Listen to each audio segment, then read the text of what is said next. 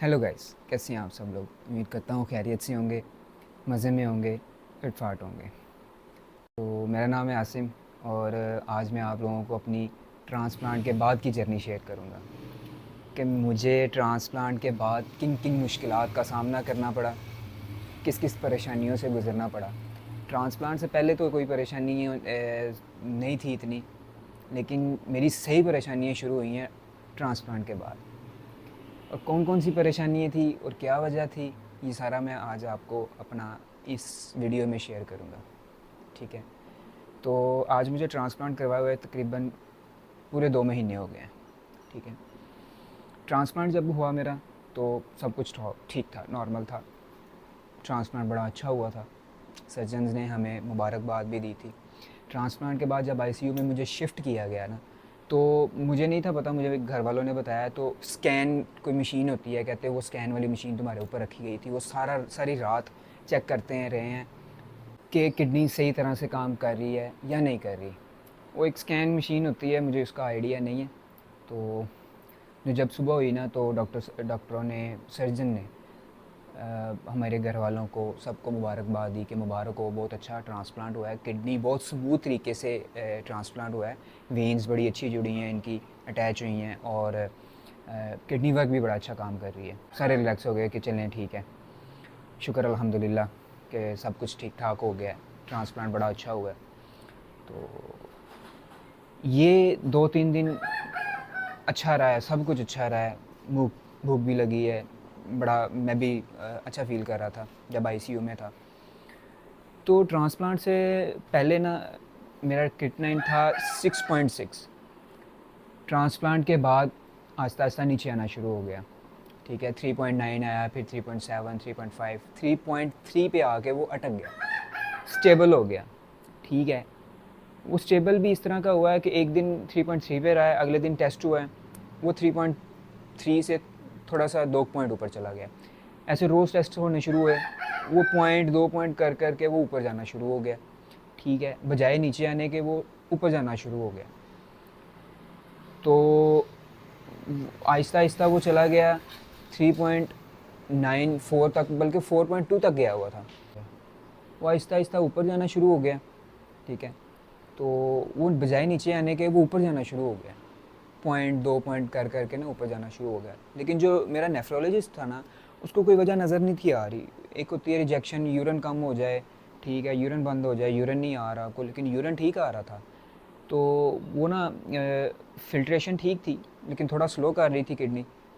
तो उसको रिजेक्शन नज़र नहीं थी आ रही। तो उसने हर कोशिश की, टेस्ट वगैरह किए, मेडिसिन एडजस्ट की, लेकिन वो मेडिसिन असर नहीं थी कर रही। जो टेक लेवल की मेडिसिन होती है, टेकोजी, वो उसने पहले डोज़ कम दी थी, स्टार्टिंग में 2-2 गोलियाँ थी, फिर उन्होंने 4-4 की। फिर उसने देखा ये भी असर नहीं कर रही, फिर उसने 7-7 कर दी मेरी। तो जब वो भी असर नहीं करनी शुरू हुई, फिर उन्होंने की मेरी बायोप्सी। तो बायोप्सी की जो रिपोर्ट है ना, वो आती है लेट, मिनिमम भी 18 दिन बाद रिपोर्ट आती है। लेकिन जो मेरा डॉक्टर था ना, उसने शौकत खान पे भेजी थी वो रिपोर्ट। तो उसने वहाँ पे, उसके डॉक्टर जानने वाले थे, तो उन्होंने अगले दिन ही वो रिपोर्ट फ़ोन पे पता कर ली थी कि ये रिपोर्ट अर्जेंटली चाहिए, इतनी लेट नहीं करनी। तो तब तक मुझे उन्होंने छुट्टी दे दी हुई थी कि आप घर चले जाएं, जब रिपोर्ट आएगी ना तो आपको बुला लिया जाएगा। मेडिसिन चल रही थी, मेडिसिन कहता छोड़नी नहीं है, खाते जाएं। जिस दिन रिपोर्ट आई ना अगले दिन, तो अगले दिन ही मुझे डॉक्टर ने बुला लिया था कि आ जाओ, आज रिपोर्ट आनी है, आज आपने चेकअप भी करवाना है। तो जब मेरी बारी आई ना मिलने की, तो डॉक्टर ने अपने पीए से कहा कि नहीं, आसिम को अभी ठहरो, इसके साथ लंबी बात करनी है, इसको एंड पे बुलाना, बाकी पेशेंट्स भेजो। अब मैं डर गया, मैंने कहा जी पता नहीं कौन सी बात होगी कि डॉक्टर साहब ने मना ही कर दिया कि आपने एंड पे आना है, क्या बात करनी। मैं तब भी थोड़ा सा डर गया था। तो डॉक्टर ने फिर मुझे कहा कि देखिए जी, मेरी शौकत खाना में बात हुई है, तो बड़ी डिटेल के साथ बात हुई है, वो बायोप्सी की रिपोर्ट आपकी कहते अच्छी नहीं आई। मैं कहा डॉक्टर साहब मतलब क्या नहीं अच्छा आया उसमें। तो उसने कहा जी रिजेक्शन है। मैं, मेरे पैरों से ज़मीन निकल गई, मैं परेशान, 100 तरह के सवाल ज़हन में। तो मैं कहा जी डॉक्टर साहब मतलब किस तरह की रिजेक्शन है। कहते 2 तरह की रिजेक्शन होती है, एक होती है सेलुलर और एक होती है एंटीबॉडीज़। मैं कहा जी मुझे कौन सी है। कहते जी एंटीबॉडीज़। और मैं कहा ख़तरनाक कौन सी है। कहते यही ख़तरनाक है जो तुम्हें हुई है, एंटीबॉडीज़। ज़्यादा ख़तरनाक यही होती है। अब मैं डॉक्टर से बजाय इस चीज़ के कि मुझसे पूछूं कि डॉक्टर साहब इसका हल क्या है, ये वो, मेरा दिमाग काम करना शुरू बंद कर दिया उसने कि यार ये तो ये दिन तो हमारे लिए उससे भी ज़्यादा मुश्किल दिन था मेरे लिए, जिस दिन मुझे पता चला था कि जी मेरी किडनीज़ फेल हो गई हैं और मुझे डायलिसिस पे शिफ्ट होना पड़ना। तब भी मैं इतना परेशान नहीं था हुआ जितना परेशान मैं तब हुआ जब डॉक्टर ने कहा कि जी ये रिजेक्शन है। मैं कहा जी 1.5 साल डायलिसिस करवाने के बाद डॉक्टर साहब इतनी मुश्किल से साथ हमने ट्रांसप्लांट करवाया, एक ही हमारे पास डोनर था, अब इसके पास डोनर भी नहीं है और वो भी रिजेक्शन है, तो मतलब दूसरा ट्रांसप्लांट अगर करवाना चाहें तो कैसे करवाएं। कहते जी देखें इतनी जल्दी अगर ये रिजेक्शन हो सकती है तो दूसरा ट्रांसप्लांट तो नहीं पॉसिबल अभी, वो एक अरसे के बाद, एक टाइम के बाद होगा। तो हमारे पास तो मैंने कहा डोनर भी नहीं है। मैं कहा अच्छा इसका हल क्या है, अब हल बताएं। हल कहते इसका एक ही है कि प्लाज्मा सेशन स्टार्ट करवाएं। तो उसमें भी कहते कि 50-50 चांस है रिकवरी के। जब उसने 50-50 का नाम लिया तो हम ज़्यादा परेशान, वैसे बात भी नहीं थी हो रही डॉक्टर के साथ। मैं कहा जी डॉक्टर साहब ये तो बड़ी परेशानी वाली बात सुना दी आपने, अब इसमें भी 50-50 चांस हैं। हाँ कहते जी 50-50 चांस हैं। तो डॉक्टर कोई भी है वो 100% नहीं बताते होते। वो डॉक्टर किसी भी डॉक्टर ने ये नहीं कहना होता कि हो जाएगा ठीक, ये वो उन्होंने एक बीच में रख के बात बतानी होती है दोनों साइडों पे कि हम एम ही कह दें और बाद में ना हो तो हमें ना कोई पेशेंट कहे ना कुछ, तो इसलिए किसी भी डॉक्टर ने 100% नहीं कहना होता। तो मैं वहाँ से निकला परेशानी ये वो, उन्होंने कहा जी देखें मेरे पास एक और भी केस आया था आज से 8 साल पहले, ये कम रेयर केसेस होते हैं, बहुत कम लोगों के साथ होता है ये, तो अभी मेरा दोबारा 8 साल के बाद तुम्हारा ये केस है। 8 साल पहले भी किसी एक बार लड़के को हुआ था लेकिन वो सेशंस नहीं करवा सके क्योंकि उनके पास इतने सोर्सेज नहीं थे, पैसे नहीं थे, वो उन्होंने नहीं करवाया। ठीक है, मुझे परेशानी ज़्यादा इस चीज़ की, अब आपका ख़र्चा बहुत ज़्यादा होना था और प्लाज्मा सेशन में वाकई बहुत ज़्यादा ख़र्चा था। ट्रांसप्लांट तो हमारा फ्री हो गया था सेहत कार्ड पे, लेकिन जो अब ये हम आईसीयू से निकल चुके थे, हम घर चले गए थे, दोबारा ये मसला पैदा हुआ, तो अब ये सारा होना था प्राइवेट। खैर हमने बड़ी कोशिश की, हॉस्पिटल्स में भी बात की, सेहत कार्ड वालों के साथ भी बात की, पी होटा अदारा है हमारे पाकिस्तान में यहाँ पे, उनसे भी बात की, तो कहीं पे बात नहीं बनी। वो कहते जी ये अगर आप आईसीयू में होते तो फिर शायद कुछ हो जाता, अगर एडमिट होते पहले, ये दोबारा मसला बना है तो ये तो आपको करना पड़ेगा। खैर करना तो था, हमने कैसे भी करके, अल्लाह ताला ने भी हेल्प की हमारी, अल्लाह ताला का शुक्र है, जैसे भी हुआ करवा लिया। ख़र्चा तो बहुत ज़्यादा आ गया, तकरीबन समझ लें कि हमारा ट्रांसप्लांट प्राइवेट ही हो गया सारा, ट्रांसप्लांट का ख़र्चा समझ लें हमने प्राइवेट ही करवा लिया। तो प्लाज्मा में ये था कि एक तो ज़हन में तो ये था कि यार 50-50 चांसेस हैं लेकिन करवाना तो है ही। डॉक्टर ने कहा जी ये इसको लेट नहीं करना, इमीडिएटली करवाएं, आज ही करवाएं, नहीं तो फिर कल लाजमी करवाएं, इसको लेट ना करें क्योंकि ये रिजेक्शन अभी इसने किडनी को नुकसान नहीं पहुंचाया, अभी मिड लेवल की रिजेक्शन है, तो रिकवरी के चांस हैं।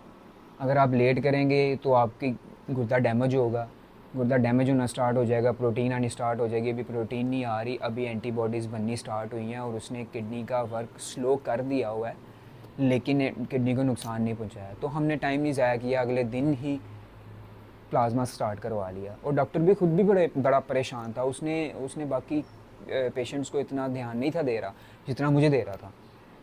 और प्लाज्मा स्टार्ट हुए, इतवार का दिन था, हालांकि हॉस्पिटल में डॉक्टर्स छुट्टी होती है, तो मेरे प्लाज्मा जो करने आया था ना, तो वो बता रहा था, कहता मुझे डॉक्टर इतना परेशान है, इतनी टेंशन में डॉक्टर को मैंने नहीं देखा, मुझे सुबह के 10 फ़ोन आ चुके हैं कि प्लाज्मा आसन का स्टार्ट किया है, नहीं किया, अभी तक क्यों नहीं किया, तुम इतना लेट क्यों कर दिया, ये वो, मतलब डॉक्टर काफ़ी मेरे लिए ना मेरे पीछे परेशान था। तो खैर प्लाज्मा स्टार्ट करवा लिया अल्लाह का नाम लेके।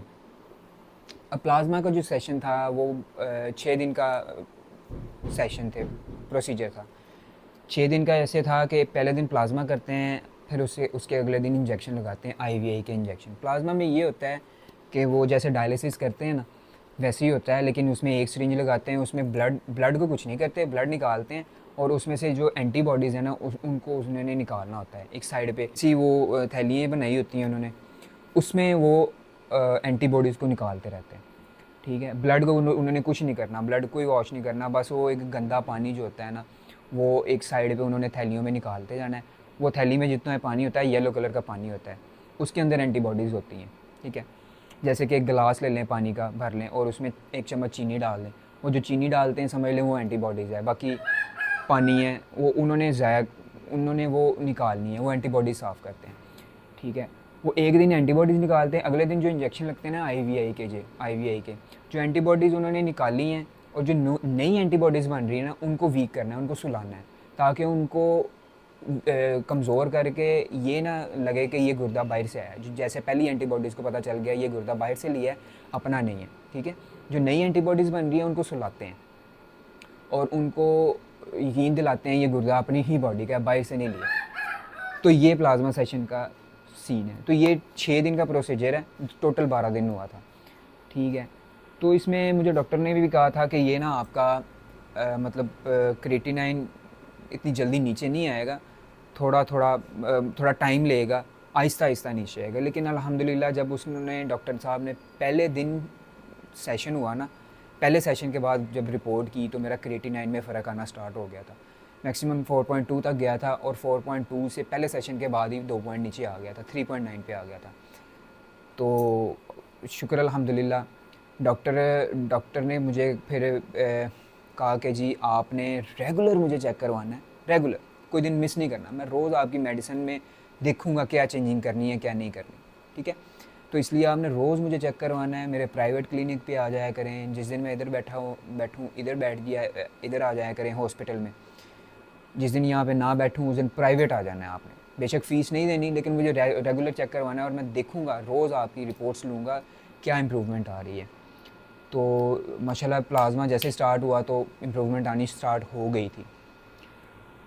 उसके दौरान 2-3 सेशन हुए थे तो हीमोग्लोबिन मेरी एचबी कम होनी स्टार्ट हो गई, ठीक है। एचबी 5.5 रह गई। वो एचबी कम जब हुई तो डॉक्टर फिर परेशान हो गया कि यार एचबी क्यों कम हो गई है, ठीक है। तो उसने काफ़ी टेस्ट किए हैं मेरे लीवर के, ये वो बहुत ज़्यादा टेस्ट किए, मुझे अब तो नाम भी नहीं याद उनके कौन कौन सा उन्होंने टेस्ट किया है, ताकि कोई और वजह ना हो एचबी कम होने की ना। तो बॉडी ने ब्लड बनाना रोक दिया था। जब प्लस सेशंस कंप्लीट हुए ना तो मेरी जो किडनी है ना वो सेफ साइड पे आ गई थी, अल्हम्दुलिल्लाह सेफ साइड पे आ गई थी। क्रिएटिनिन कम होता होता होता होता होता 1.6 तक आ गया था मेरा। तो लेकिन एक और मसला आ गया, जब किडनी सेफ साइड पे आ गई तो एक डॉक्टर ने टेस्ट किया बोन मैरो का। जब उन्होंने मेरा बोन मैरो का टेस्ट किया तो मेरा बोन मैरो बैठ गया हुआ था, सप्रेस्ड हो गया हुआ था। नॉर्मली बोन मैरो 0.5 से लेकर 2.0 तक उनके पॉइंट्स होते हैं, इसके दरमियान में होना चाहिए। मेरा 0.5 आया था, बॉर्डर लाइन था, मतलब ब्लड इतना स्लो बना रहा था कि वो ना बनाने के काबिल था। वो एचबी कम होती थी, एचबी इन प्लाज्मा सेशन के दौरान मुझे 4 बोतलें भी लगी हैं ब्लड की। प्लेटलेट्स नहीं थे बन रहे, वो प्लेटलेट्स की बोतलें भी लगी हैं। प्लेटलेट्स की बोतलें लगवानी मुश्किल थी थोड़ी सी, ब्लड तो दे देता है हर कोई, लेकिन जो प्लेटलेट्स लेने पड़ते हैं ना लोगों से, वो लोग डरते हैं, फिर बंदा अरेंज करना पड़ता है कि यार प्लेटलेट्स चाहिए। वो प्लेटलेट्स लेने में डरते भी हैं, यार इन्होंने बॉडी में पता नहीं क्या निकालना है। और वो जो प्लेटलेट्स लगते हैं वो भी वक्ती तौर पे रहते हैं, 24 घंटे में वो ख़त्म हो जाते हैं, उन्होंने वक्ती तौर पे लगाने होते हैं। 2 बोतलें मुझे उसकी लगी थी, ठीक है। तो खैर जब किडनी सेफ साइड पे आ गई ना मेरी, तो डॉक्टर ने मुझे कहा कि अब देखो बोन मैरो सप्रेस्ड हो गया, तुम्हारी एक चीज़ ठीक की है दूसरी ख़राब हो गई है। तो ये बोन मैरो कहता चले मैं मेडिसिन के साथ ही एडजस्ट होगा, मेडिसिन के साथ ही ठीक होगा, लेकिन ये आहिस्ता आहिस्ता करूँगा, ये ना हो कि मैं मेडिसिन किडनी की तुम्हारी कम करूँ और बोन मैरो की तरफ ध्यान करूँ तो किडनी तुम्हारी फिर ख़तरे में आ जाएगी। किडनी की मेडिसिन कम करके बोन मैरो की तरफ ध्यान दूंगा, किडनी फिर ख़तरे में आएगी, तो फिर किडनी को डैमेज होना स्टार्ट हो जाएगा। ऐसे नहीं कहता मैं करूँगा, रोज़ आना है, रोज़ आके चेकअप करवाना है और सीबीसी लाजमी डेली रूटीन पे मैं 2 हफ्ते लगातार मैं सीबीसी करवाता रहा हूँ, प्लेटलेट्स चेक करता हूँ, एचबी चेक करवाता रहा हूँ और रोज़ डॉक्टर को चेक करवाता रहा हूँ। और रोज़ वो मेडिसिन में थोड़ा बहुत ऊपर नीचे, एक गोली कम कर दी, एक ज़्यादा कर दी, ऐसे ऐसे, मतलब काफ़ी उसने डॉक्टर ने मेरा ध्यान किया। तो वो बोन मैरो होना ही मेडिसिन के साथ एडजस्ट था। तो उन दिनों में फिर मुझे एक बोतल लगी थी प्लेटलेट्स की, ठीक है। लास्ट टाइम जब प्लेटलेट्स की बोतल लगी ना तो मेरे प्लेटलेट्स बहुत कम थे, तो बोतल लगने के बाद मेरे प्लेटलेट्स 60,000 हो गए थे। अगले दिन जब मैंने वो बोन CBC करवाई, वो फिर 60 से फिर कम हो गए, 51 रह गए थे। तो ये अच्छी बात थी। जो 24,000 या 26,000 प्लेटलेट्स लगाते हैं वो 24 घंटे में ख़त्म हो जाते हैं, लेकिन वो सारे नहीं थे ख़त्म हुए, वो थोड़े कम हुए थे। मतलब बोन मैरो ने अपने, मेरी बॉडी ने वो प्लेटलेट्स बनाए थे। तो आहिस्ता आहिस्ता फिर ये बोन मैरो भी ठीक होना शुरू हो गया। जब लास्ट मैंने डॉक्टर साहब को चेक करवाया, हमें एक महीना और तकरीबन 10-12 दिन हो गए थे वहीं पे हॉस्पिटल में, मतलब वहाँ पे हमने फ़्लैट लिया हुआ था लाहौर में। तो जब बोन मैरो हल्का सा काम स्टार्ट कर दिया ना, उसने स्टार्ट करना शुरू कर दिया, जब डॉक्टर ने देखा प्लेटलेट्स बनने स्टार्ट हो गए हैं, HB भी थोड़ी सी ऊपर गई है, तो मैंने डॉक्टर साहब को कहा कि जी हमें अब घर जा सकते हैं। तो डॉक्टर ने कहा था मर्ज़ी है आपकी, चले जाएं, लेकिन हफ्ते बाद दोबारा फिर चेक करवाना है। तो फिर उन दिनों ना मुझे इन्फेक्शन भी हुआ था, UTI का इंजेक्शन जो किडनी के साथ एक स्टंट डालते हैं, वो निकाला था। वो मोस्टली हर पेशेंट को होता है। तो वो इंजेक्शन मैं घर ही लगवा लेता था। 10 मिनट का इंजेक्शन ड्रिप में लगाना होता है, वो घर लगा लेते थे हम।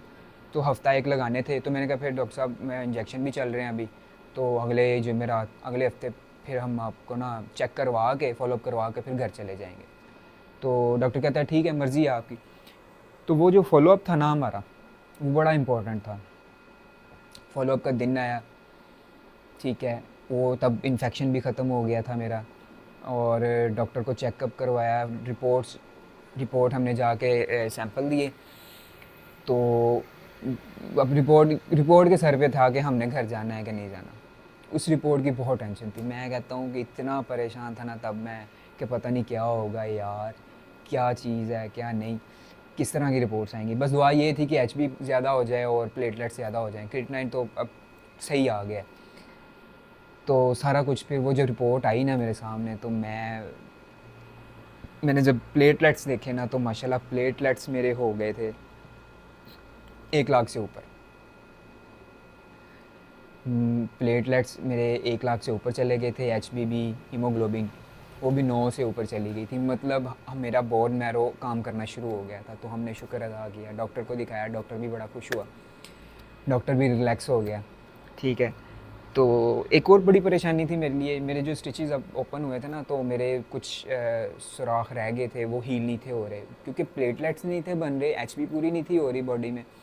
तो वो ड्रेन वाला सुराख भी जो ड्रेन लगाते हैं जहाँ से वो गंदा फ्लूइड आता है, वो सुराख भी हील नहीं था हो रहा, और वो ड्रेन भी नहीं थी रुक रही। वो 1 महीने के बाद जाके मेरी कहीं रुकी है। वो भी जब प्लेटलेट्स पूरे हुए और बोन मैरो ने काम स्टार्ट किया, तब जाके वो हील होना शुरू हुए। तो अल्हम्दुलिल्लाह डॉक्टर ने जब लास्ट रिपोर्ट देखी है, तो डॉक्टर भी बड़ा खुश हुआ। तो मैं तो बहुत खुश था, लेकिन फिर हमने डॉक्टर से कहा कि हम अब घर जा सकते हैं। कहते जी जाएं, बिल्कुल जाएं, अब आप 10 दिन बाद दोबारा चेक करवाना है आपने। हमने शुक्र अदा किया, उसी दिन पैकिंग की, वापस घर आ गए। ठीक है। फॉलो फिर 10 दिन बाद दोबारा जा करवाया। ठीक है। क्रिएटिनिन वहीं पे स्टेबल था 1.6 पे। तो प्लेटलेट्स मज़ीद ऊपर गए हुए थे, HB भी मज़ीद ऊपर गई हुई थी। मतलब इस तरह मेरी ये मुश्किलात जो है ना, काफ़ी मुश्किल का मुझे सामना करना पड़ा। ये वीडियो में आपको शायद लग रहा हो कि बहुत सिंपल सी मैं एक बात बता रहा हूँ आपको, लेकिन मुझे पता है मैं 1 महीना, सवा महीना किस मुश्किलात से गुज़रा हूँ, और किस तरह डिप्रेशन में रहा हूँ मैं। बड़ा मुश्किल था मेरे लिए ये फेस करना।